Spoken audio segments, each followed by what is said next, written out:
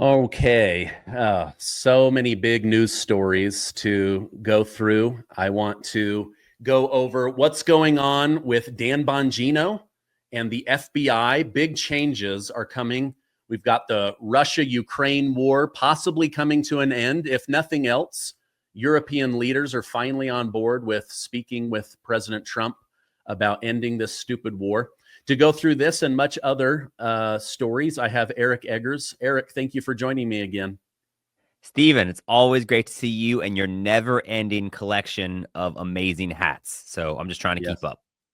Yeah, if you could see off camera, it would make you blush. There's just so many of them. So you had mentioned to me that maybe this one wasn't bright enough and that I should switch to this one, but I'm going to stick with the John Deere collection. They were gracious enough to invest about $20 billion back into America instead of Mexico. So we'll give them a big shout out. I don't know what's more impressive, John Deere's willingness to invest in America or your ability to host a highly watched show while actively switching hats. It's not just a metaphor, it's great content, but I'm happy to be here. I'm a dad, so I wear a lot of hats. Okay. There's something big happening in Washington, D.C., especially at the Department of Justice. President Trump and AG Pam Bondi have asked Missouri Attorney General Andrew Bailey to resign and come on as the joint co-deputy director of the entire FBI with Dan Bongino. Now, I believe Dan Bongino is fully capable. So to me, this signals that something big is about to happen, and they need the number two in command to have attorney general experience. What are your thoughts on this? This is, to me, I see this as a big deal. Asking an attorney general step down after giving it your all to win this election. Missouri has been doing a lot of incredible things for the country. He's now going to be co-equals with Dan Bongino. What are your thoughts on that?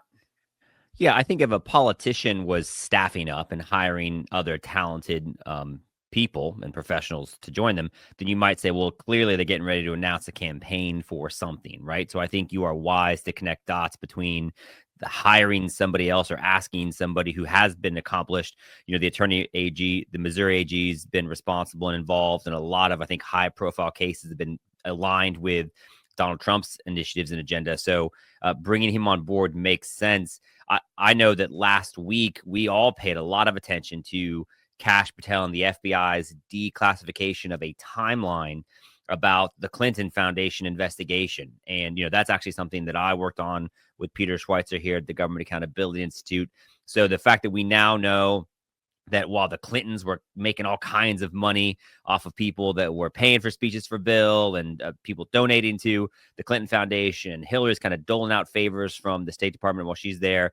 And that's all stuff we expose. And then she starts running for president. And by the way, donations to the Clinton Foundation peak in 2016. Why? Because Hillary is at the height of her powers. Everyone thinks she's going to be president. And then she loses the election. What happens to the donations from 2017 to 2020? They plummet. So clearly there was an influence peddling operation. 11 of the 13 most expensive speeches Bill Clinton ever gave happened while Hillary was Secretary of State. The FBI starts investigating this thing months after the book that we did, Clinton Cash, came out. Clinton Cash comes out May 5th, 2015. They start opening possible inquiries into investigation months later. We now know, because of this declassified timeline, January, they're opening investigations in field offices in Washington and in Arkansas and in New York. They even had an investigation open in Nigeria, of all places. And then sometime around March, they're told, the FBI personnel told, shut it down. We're not looking at that anymore. So all that to say, if that investigation's back open or back on the table, I could see them needing some more staff for that. Obviously, there's been a number of other high-profile things that people wish the FBI would look into. So, I think adding more personnel, adding more know-how is a great idea. And, I welcome Pam Bondi's FBI and Pam Bondi's DOJ continuing the things that they've been very good at so far. Yeah. It does make me wonder, okay, you've got Kash Patel at the head of the FBI, Dan Bongino. He's been doing a great job. But now they say we need somebody with attorney general experience. So they over the next 30 days, they've got the Clintons coming in about Epstein. They've got George Soros coming in about Epstein. They've got all these big names lined up. Bill Barr just testified in front of Congress that President Trump had no involvement of any of pervert Jeffrey Epstein's crimes. You've got the pay-to-play scheme from the Clinton Foundation back on the table. You've got these burn bags at the FBI showing that Obama and Hillary Clinton tried to do a coup on the United States of America. I'm just kind of speculating, like, which of these big cases are they going after? Then you've got Ed Martin. He's assigned, hey, we want you to investigate Letitia James. We also want you to investigate Senator Adam Schiff. Based on documentation, irrefutable documentation, these two committed mortgage fraud, which has a 98% conviction rate. So could it be something like that? Or Ed Martin, he's also been called to investigate the January 6th situation. Okay, maybe we can't go after Adam Schiff for that, although we're going to look into whether his middle of the night auto pen pardon is real. But just yesterday, Ed Martin announces on Fox News, everyone else who didn't get a miracle pardon, check your mailboxes because we're coming after you. I don't know. Like, I don't know which one it could be. There's so many big ones. I'm excited. I've got other podcasters telling me, dude, do not get your audience excited about this. I'm like, why? I know that we fumbled in the past, but I think something big's coming. Yeah, I think it's certainly worth looking into. And I think if nothing else, your audience wants, I hear all the time, and I know you do too. People get frustrated because we always tell them about these scandals, and here's more evidence of wrongdoing and corruption by people that they're paid by our tax dollars and are supposed to have the country's best interest at heart. And in fact, they just do stuff that is their own best interest. And people get so upset by it, they say, well, how come nobody ever goes to jail? And I understand that, it's called outrage fatigue. But I do think that before that can happen, people want to see that the Trump administration and the people that work for him are taking honest and sincere efforts to do something about it. And so I do think bringing in more people with attorney general experience, bringing some people in who aren't afraid to do things, I think that's a really cool mark of the Trump administration and the Pam Bondi DOJ specifically. We've had Harmeet Dillon, the associate attorney general for the Civil Rights Division, on our program. And she talks about how for the first time, someone's playing actual offense in terms of civil rights from a conservative perspective. So the DOJ under Pam Bondi and Harmeet Dillon is doing some very impressive things, and they are holding people accountable. And everything you just mentioned, I think, are real things to look at. I would just tell you this, Stephen. One thing that I've learned, and I think we're sort of seeing this trend emerge, is those aren't necessarily separate stories. And I'll just go back to the Clinton thing briefly to make this point. The Clinton Foundation investigation was quite real. And obviously the scandal is quite real, and the people that are taking money and handing out favors. And the most jarring and scandalous example, which is actually relevant to, I think, another story you want to talk about, is Russia, right? So one of the biggest donors to the Clinton Foundation, 145 million plus, came from people involved in a Uranium One transaction, if you remember that story. But basically, Bill Clinton travels to Kazakhstan with this guy, Frank Juster, from Canada. They secure the rights for Juster to get access to the Kazakh mining stuff. That ends up being folded into an entity called Uranium One. And then that ends up being acquired by Russia. Rosatom's a state-owned nuclear entity, the same people that built the Iranian nuclear reactors. So Hillary is Secretary of State. She helps basically sign off on the transfer of 20% of U.S. uranium to Russia. She'd done other stuff with Vladimir Putin, too. She's part of a reset.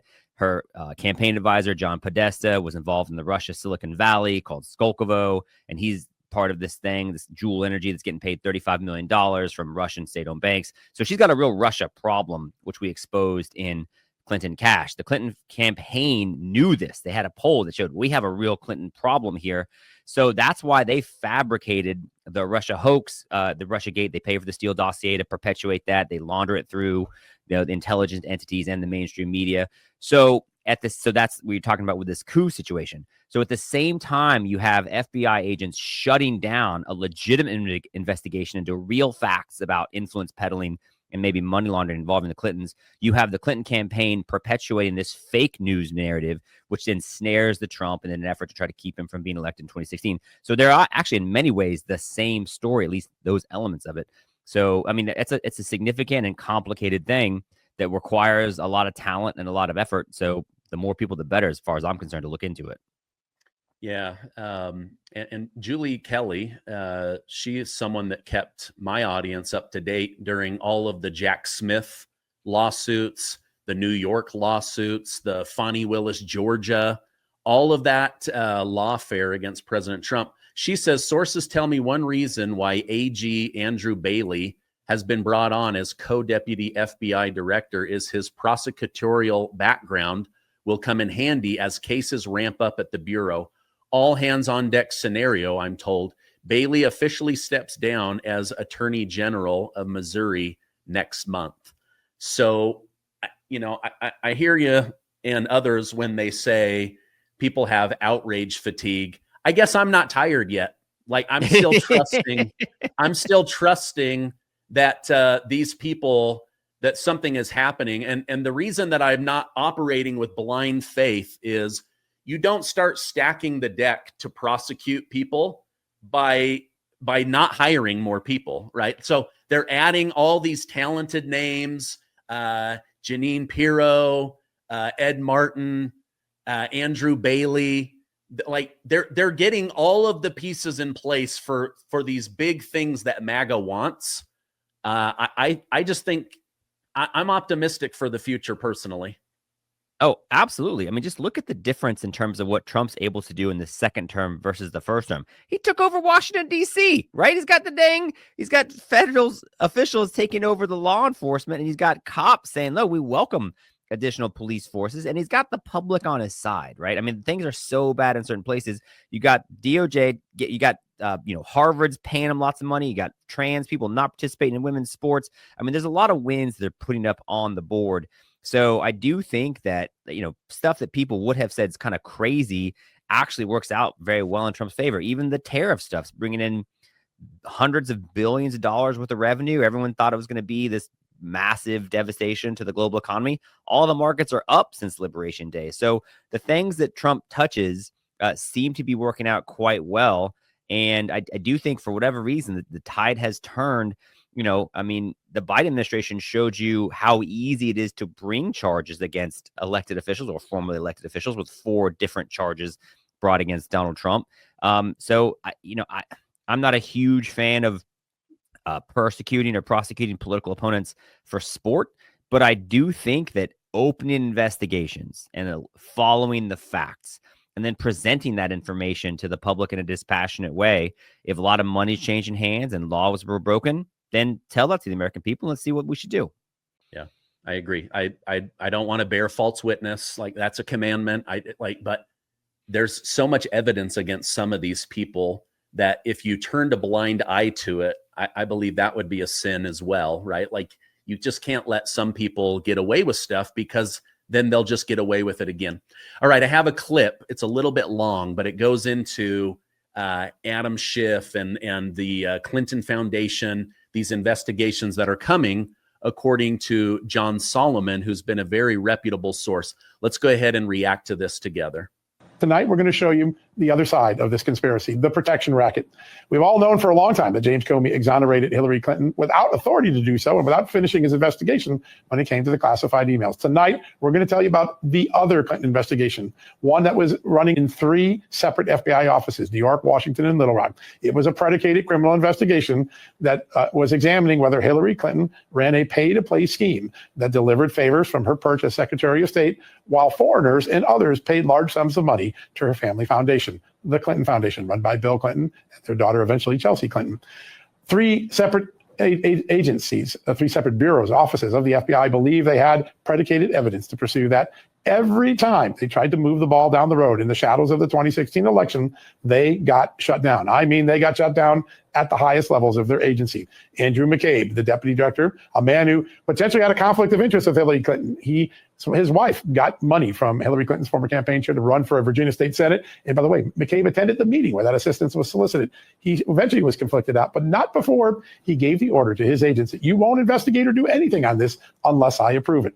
Downstream from them, four different U.S. attorneys' offices under Barack Obama were asked for help by the agents. Agents need help. We need a grand jury. We need to get evidence. We want to move the case down the road.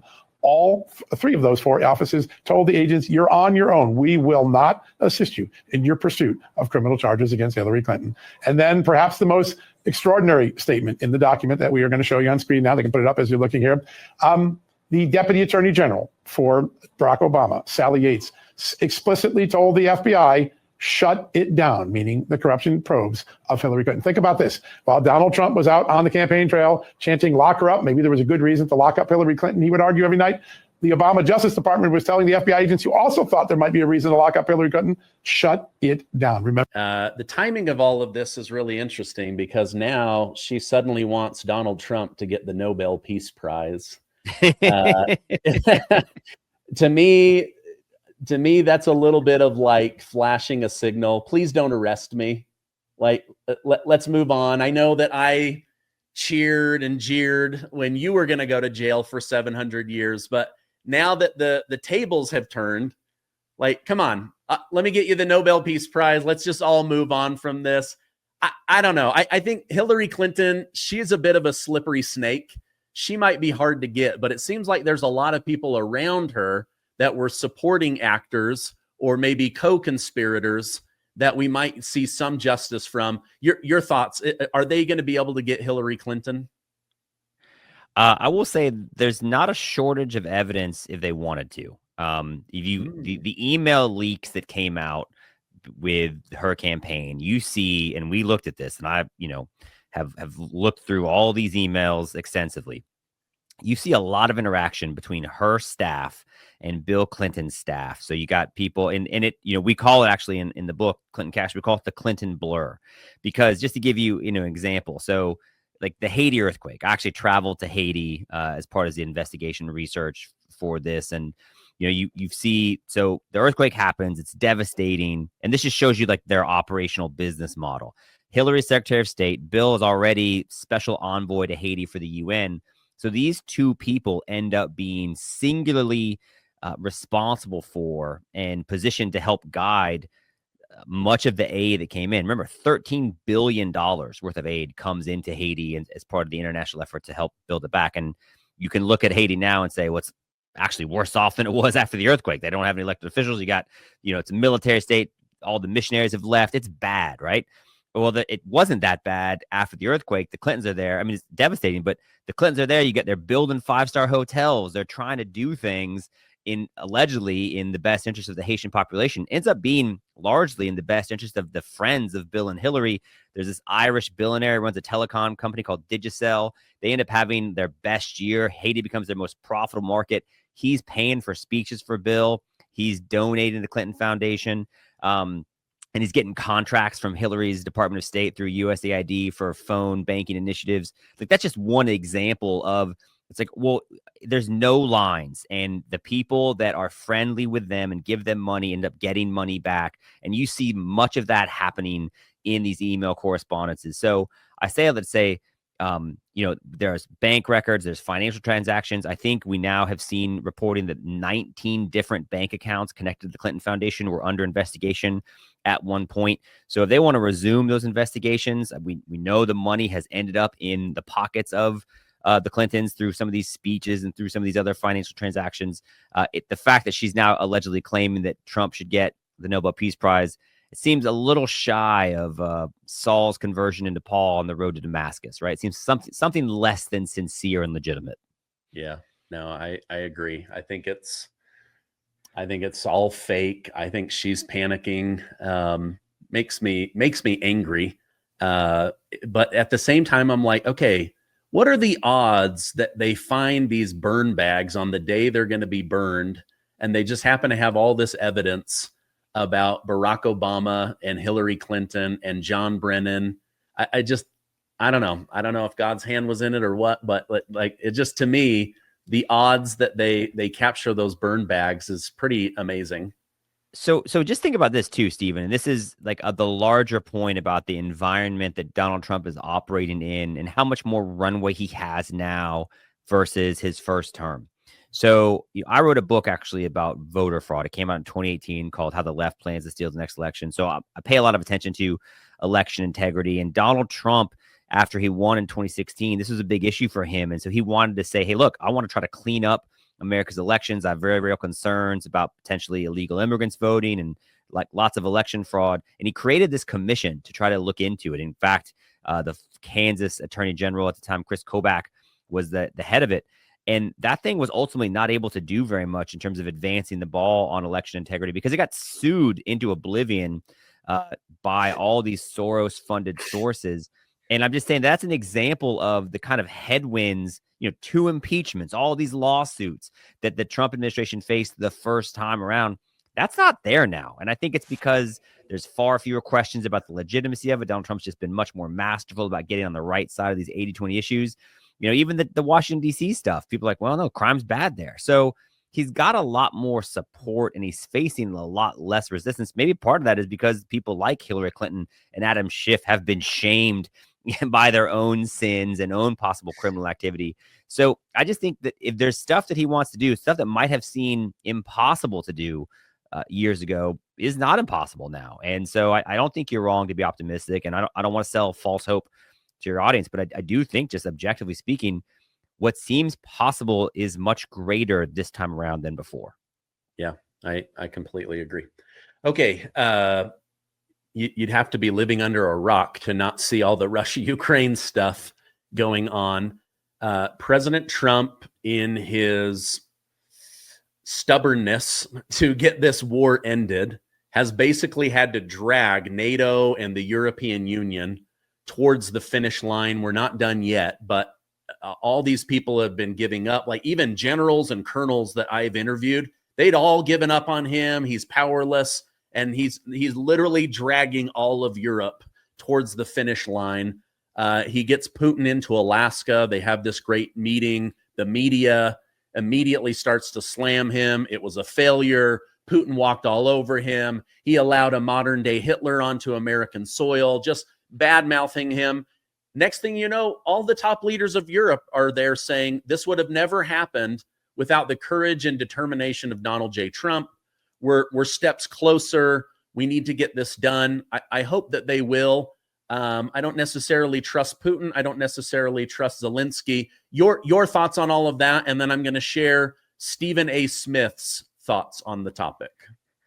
Well, why wait for Stephen A. Smith? I mean, noted international diplomacy expert Stephen A. Smith's got thoughts on this. Let's just go straight to that. No, I would say, like, whatever criticisms you want to have of the Putin visit, number one, you got him visiting Alaska. I actually thought it was quite the alpha flex for Donald Trump. He's taller than Putin. He's flying a dang B-2 bomber over him as they're walking across the tarmac there. He's even doing like the manly, like pull him closer on the handshake thing. I mean, this is land we basically, swindled from Russia a long time ago for 2 cents an acre, I think. So, yeah. And then, you talk about like how much things have changed. Remember in the first term when in one of those meetings with these European leaders, Angela Merkel's like sneering at Donald Trump and the body language is kind of weird. And he's like very much the outsider.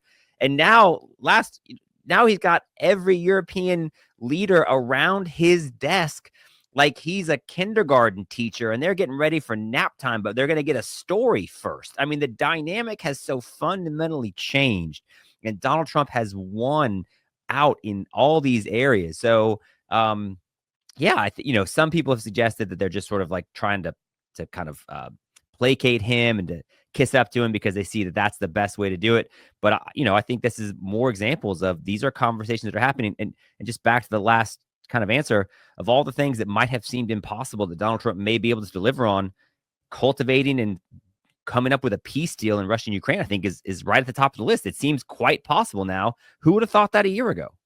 Yeah. And, honestly, I don't care if he has to drag them kicking and screaming across the finish line. I want this war ended Thousands of people are dying every single week. Zelensky wants more money. He wants to stay in power. We're fighting, like Nancy Pelosi says, we're fighting for the democracy of Ukraine. Oh, you mean the country that canceled elections? And then she says, our democracy in the United States hangs on the democracy of Ukraine. Bull crap. Bull crap. It does not hang on anything to do with Ukraine. They've been saying that stuff for years. I mean, I remember, I'll never forget. I think I mentioned this to you last time we spoke, but they're passing some budget reconciliation bill. And like Lindsey Graham and Mitch McConnell was like, the number one priority for Republican primary voters is Ukraine's ability to defend itself. No, it's not. You know, people do not care. People would rather see them clean up New York City than Kiev right now. But of course, the defense contractors and all the special interests that fund the deep state don't profit off of that. And that's, I think, one of the things that people are becoming very aware of. And Donald Trump, to his credit, is saying, listen, yeah, people are dying. And the American people are not interested in democracy in the Ukraine. They're interested in their own interests, and that, you know, we want peace, but let's be smart about it. And I think that's what he's moving towards. All right. I know the mind can only endure what the butt can absorb. You are just jumping out of your seat to get to this Stephen A. Smith. So let me go ahead and play it. Just when I think this guy's getting red pilled and he's saying all the right stuff, I can see the wheels turning. He then says something really stupid. Let's go ahead and watch this together. We ain't going to act like he caused this now. It's Democrats in office. It was Biden in office when a full-fledged war against Ukraine took place, courtesy of Russia's instigation, no matter what they try to say to Trump. It was Russia that invaded Crimea, and that was under the Obama administration. It was Clinton in office when you made a deal that disarmed the Ukraine and therefore weakened them, leaving them dependent on the United States. And now here they are having to beg for support that they're owed because of what we promised them as a nation. We promised them this. You owe it to the Ukrainians. You absolutely do. I'm not saying I like it. I'm not saying I like spending billions of our taxpayer dollars to them. That's not what I'm saying. What I'm saying is promises made are supposed to be promises kept. You promised them. Okay. So he says, Ukraine's got a lot of problems, right? Under Democrat Clinton, we disarmed them and made them weak. Under Obama, there was a coup and we allowed Russia to encroach and take Crimea. And under Biden, a full-fledged war. But you can't blame this on Trump. But now Trump needs to keep the promises of these Democrat presidents that screwed over Ukraine. I don't get how he doesn't see that he's trying to help Ukraine by ending the war. If there's no more men to carry forward the civilization, that culture is going to die. If there's nobody to do the jobs, that country and culture are going to die. I mean, again, just when I think this guy is getting red pilled, he comes in with a blue pill. Your thoughts on that? I would love to watch Stephen A. Smith take a blue pen and circle Crimea on a map. All right. I would love, like, if he's going to talk to us about how important some of these areas are, can we play a geography quiz with Stephen A. Smith, like the old Carmen Sandiego game on PBS a long time ago? Like, let's see him name and identify some of these places. So, he's absolutely wrong about the history of Russia. And unfortunately, Vladimir Putin has a history of these levels of aggression, encroachment, and they all happen when Democrats are in charge. It happened numerous times under Barack Obama. Obviously, it's happened under Joe Biden. And look, I think at the end of the day, whatever Stephen A. Smith says, Donald Trump did not campaign on supporting President Zelensky at all costs. I think he campaigned on an America First agenda. That's what people voted for. And that's what he's attempting to deliver, while at the same time delivering peace over that region and stopping the killing. Because as you noted, Ukraine is in dire straits. I think I saw that they're sending up to 60-year-olds now in the front. Those guys are warriors. They're going to keep fighting. But, that's why hopefully you can bring people to the table, and it's going to be complicated negotiations. Will they be able to kind of freeze right now? Maybe Russia keeps 2 of those territories and 2 more get freed up. There's security guarantees. Like, those are the things they're going to decide on. But that's I had not heard Stephen A. Smith weigh in on that. I'd love to hear his take on Azerbaijan. Is that part of the same podcast? No. No, it's not. I mean, so he tried to bring it back to promises made, promises kept, but nobody promised to put Ukraine into war. Nobody promised them unlimited amounts of money and weapons, at least nobody with 2 brain cells to rub together. Like, we literally had a dementia-ridden president who spent 40% of his time at the beach or in his basement in Delaware. And promises made were, I will end the war. Promises made is, we'll stop funding foreign wars. Promises made is, we'll focus on America first. We'll get our own border under control, and Ukraine can try to get their border under control. So for me, as a MAGA Trump voter, he has kept his promises. He made them, he kept them. Did he get it done in one day? No. But I knew it wouldn't happen in one day because he doesn't have control over Putin or Zelensky. And so I just see that he has made a lot of promises and he has kept a lot of promises, but his promise was to America. It wasn't to Ukraine. Yeah, the promise that's relevant to Ukraine is the promise Joe Biden made when he was vice president. He promised them, listen, I'm going to withhold $1 billion in aid to your country unless you get rid of this prosecutor that, by the way, my son's being paid by the guy the prosecutor wants to investigate. My son's being paid by him to help get this prosecutor fired, right? That's a thing we know. That, by the way, could be another thing people decided to look into with this additional prosecutorial heft that the Department of Justice is bringing on. So, like, that's the one promise. Joe Biden being very overt and transparent about blackmailing or threatening to withhold this aid unless they did the thing Hunter Biden's benefactors wanted done, and then bragging about it afterwards, and the prosecutor got removed. That's the promise I'm aware of, not anyone that Donald Trump's made. Yeah. Well, I actually do like to listen to Stephen A. Smith because his thinking is so different from my own. And so I just want to make sure I don't get caught in an echo chamber, because he's right there on the cusp, right? Like, if somebody just pointed out to him, hey, you pointed out 3 Democrat presidents that made life worse for Ukraine and 1 Republican president that tried to make it better. What am I missing here, Stephen A. Smith? That I think it might click. So, but we don't owe them anything. It's time to end the war. If we could give them back their country, give them back their men, stop, rebuild buildings, don't build more bombs. Like, why aren't you signing the side of buildings and new families and new churches instead of coming to America, kissing and licking the butts of Democrats because they've got a Ukraine pen instead of an American flag, and you're literally signing bombs to go after Russia? No, it's time to rebuild instead of rebomb. That's my opinion anyway. Yeah, I think you're right about not wanting to be trapped in an echo chamber, and good for you for seeking out other voices. I'm fine with other voices. I just don't want them shouting at me the way Stephen A. Smith did. I have, small children, including 2 preteen girls who are now fighting over which clothes belong to whom. And there's plenty of other that kind of like antagonistic and aggressive conversations that happen in my house. I don't need it from Stephen A., So I like the way that you make some potentially challenging points, but you do so in a calm and pleasant way to listen to. That's why you're so popular. So I'm fine to listen to other voices. I just would prefer them to be at decibel levels that aren't comparable to my angsty children. Hey, man, imagine how far I could go if I had ESPN behind me and all this money and ideas. I'm literally a guy doing research on a piece of crap camera, but content is king. So I just keep bringing my people the truth. Keep showing up with value. I think that's why they keep tuning in. If people want to tune into your show, Eric, where can I point them towards? Well, let me first just say, Stephen, ESPN just brought Rich Eisen back. So, if they can bring Rich Eisen back, then the Stephen Gardner Utah Jazz podcast could be just around the corner. So let's not rule anything out. In fact, let's just speak it into existence.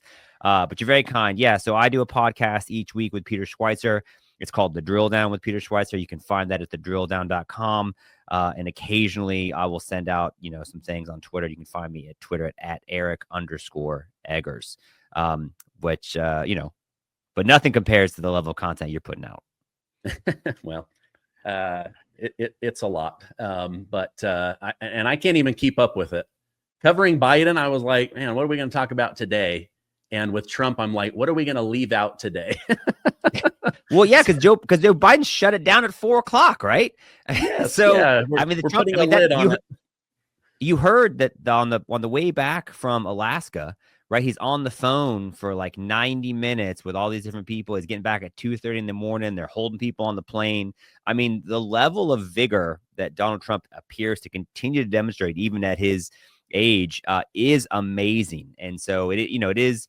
He's getting a lot done, and that's why I continue to say, look, I wouldn't rule anything out, right? We'll see what happens, but they seem to have us together. Susie Wiles, his chief of staff, seems like she's doing a great job, and it's really interesting. It's a great time to be kind of a fan of the administration because they're doing a lot to be proud of, I think. Yeah, they really are, and I do, in my heart of hearts, I believe that there are going to be some people perp walked, arrested, thrown in jail. I don't know if it will be the biggest of the big names, but I do believe there's going to be justice. And so I'll just continue to cover it each and every day. Eric, thank you so much. I'm going to put a direct link to the drill down as well as your X account. Thank you for taking time out of your day. I hope you have a great rest of your day.